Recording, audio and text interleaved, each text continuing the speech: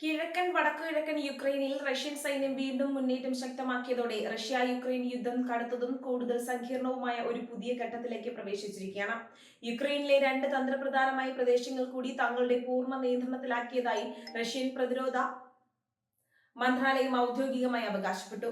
മുന്നണി പോരാട്ടങ്ങളിൽ തങ്ങൾക്ക് വലിയ ഭൂപ്രദേശങ്ങൾ പിടിച്ചെടുക്കാൻ സാധിച്ചുവെന്നും പ്രതിരോധ നിര ഭേദിച്ച് മുന്നേറാൻ സൈന്യത്തിന് കഴിഞ്ഞുവെന്നുമാണ് മോസ്കോ വ്യക്തമാക്കുന്നത്. അതിർത്തികളിൽ തങ്ങളുടെ സ്വാധീനം ഉറപ്പിക്കാനും സുരക്ഷ ശക്തമാക്കാനും ഈ പുതിയ സൈനിക മുന്നേറ്റം വഴി സാധിക്കുമെന്നാണ് റഷ്യൻ സൈനിക വൃത്തങ്ങളുടെ വിലയിരുത്തൽ.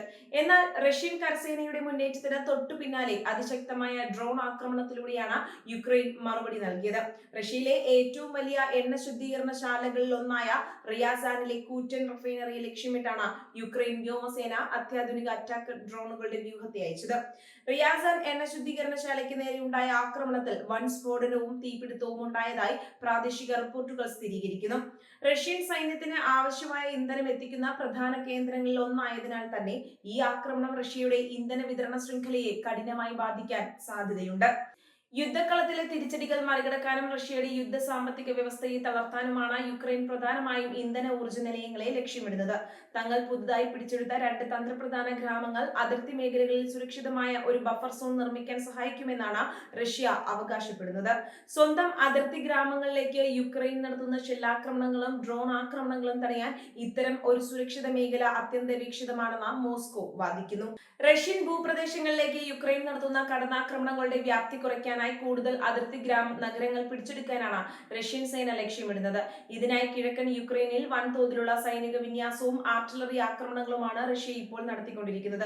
അതേസമയം യുദ്ധകളത്തിൽ റഷ്യൻ സമ്മർദ്ദം ശക്തമാകുമ്പോഴും പാശ്ചാത്യ രാജ്യങ്ങളുടെയും നാറ്റോയുടെയും പിന്തുണയുടെ പ്രതിരോധം ഉറപ്പിച്ചു നിർത്താനാണ് കീവ് ശ്രമിക്കുന്നത്. അമേരിക്കയും മറ്റ് യൂറോപ്യൻ സഖ്യരാഷ്ട്രങ്ങളുമായുള്ള സൈനിക സഹകരണം യുക്രൈൻ കൂടുതൽ ആഴത്തിലാക്കിയിട്ടുണ്ട്. അത്യാധുനിക വ്യോമ പ്രതിരോധ സംവിധാനങ്ങളും ദീർഘദൂര മിസൈലുകളും നാറ്റോ അംഗരാജ്യങ്ങളിൽ നിന്ന് യുക്രൈനിലേക്ക് തുടർച്ചയായി എത്തുന്നതാണ് റഷ്യൻ വ്യോമസേനയ്ക്ക് വലിയ ഭീഷണിയാകുന്നത്. അമേരിക്ക നൽകുന്ന കൃത്യതയാർന്ന രഹസ്യാന്വേഷണ വിവരങ്ങളാണ് റഷ്യയ്ക്കുള്ളിലെ തന്ത്രപ്രധാന ലക്ഷ്യങ്ങൾ തകർക്കാൻ യുക്രൈനെ സഹായിക്കുന്നത്.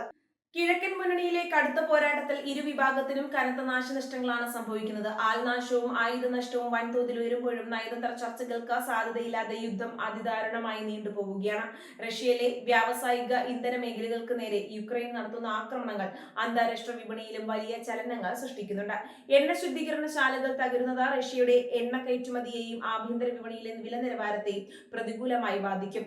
യുക്രൈന്റെ ഭാഗത്തു നിന്നുള്ള വൻ തിരിച്ചടികൾ തടയാൻ റഷ്യ തങ്ങളുടെ വ്യോമ പ്രതിരോധ സംവിധാനങ്ങൾ കൂടുതൽ കർശനമാക്കിയിട്ടുണ്ട്. എങ്കിലും താഴ്ന്നു പറക്കുന്ന ചെറിയ ഡ്രോണുകളെ കണ്ടെത്തുന്നത് റഷ്യൻ പ്രതിരോധ നിരക്ക് വലിയ വെല്ലുവിളിയായി തുടരുന്നു. റഷ്യൻ അധിനിവേശത്തെ ചെറുത്തു തോൽപ്പിക്കാൻ ഏതറ്റം വരെയും പോകുമെന്ന നിലപാടിലാണ് യുക്രൈൻ പ്രസിഡന്റ് വ്ളാഡിമിർ സെലൻസ്കിയും സൈനിക നേതൃത്വവും. കൂടുതൽ അത്യാധുനിക പാശ്ചാത്യ ആയുധങ്ങൾ സൈന്യത്തിന് ലഭ്യമാക്കുന്നതോടെ യുദ്ധത്തിന്റെ ഗതി തങ്ങൾക്ക് അനുകൂലമാക്കാമെന്നാണ് അവർ കരുതുന്നു. മറുവശത്ത് റഷ്യൻ പ്രസിഡന്റ് വ്ളാഡിമിർ പുടിൻ തങ്ങളുടെ സൈനിക ലക്ഷ്യങ്ങൾ പൂർണ്ണമായും കൈവരിക്കുന്നതുവരെ യുദ്ധം തുടരുമെന്ന നിശ്ചയദാർഢ്യത്തിലാണ്. പാശ്ചാത്യ ഉപരോധങ്ങളെ അതിജീവിച്ചുകൊണ്ട് സൈനിക ഉൽപാദനം വർദ്ധിപ്പിക്കാൻ റഷ്യയ്ക്ക് സാധിച്ചിട്ടുണ്ട്. റഷ്യൻ പ്രവിശ്യകളിലേക്ക് യുക്രൈൻ ആക്രമണം വ്യാപിപ്പിക്കുന്നത് യുദ്ധത്തിന്റെ വ്യാപ്തി വർദ്ധിപ്പിക്കുമെന്ന ഭീതി പാശ്ചാത്യ രാജ്യങ്ങൾക്കുമുണ്ട്. ഇത് നേരിട്ട് ഒരു റഷ്യൻ നാറ്റോ സൈനിക ഏറ്റുമുട്ടലിലേക്ക് വഴിമാറുമോ എന്ന ആശങ്ക അന്താരാഷ്ട്ര നിരീക്ഷകർ പങ്കുവയ്ക്കുന്നുണ്ട്. അതിർത്തി സുരക്ഷ മുൻനിർത്തി റഷ്യ നിർമ്മിക്കാൻ ശ്രമിക്കുന്ന ബഫർ സോൺ കൂടുതൽ പ്രദേശങ്ങളെ യുദ്ധക്കളമാക്കാനേ സഹായിക്കൂ. ഈ പ്രദേശങ്ങളിൽ നിന്ന് ആയിരക്കണക്കിന് സാധാരണക്കാരായ ജനങ്ങളാണ് ജീവനും കൊണ്ട് സുരക്ഷിത താവളങ്ങളിലേക്ക് പലായനം ചെയ്യുന്നത്. ശൈത്യകാലവും പ്രതികൂല കാലാവസ്ഥയും വരാനിരിക്കെ ഇരുവിഭാഗവും കടുത്ത സൈനിക നീക്കങ്ങൾക്കാണ് പദ്ധതിയിടുന്നത്.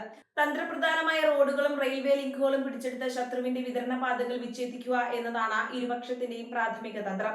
യുക്രൈനിലേക്ക് അമേരിക്കയും നാറ്റോയും നൽകുന്ന തുടർച്ചയായ സൈനിക സഹായം യുദ്ധത്തിന്റെ ദൈർഘ്യം വർദ്ധിപ്പിക്കുകയാണെന്നാണ് മോസ്കോ ആരോപിക്കുന്നത്.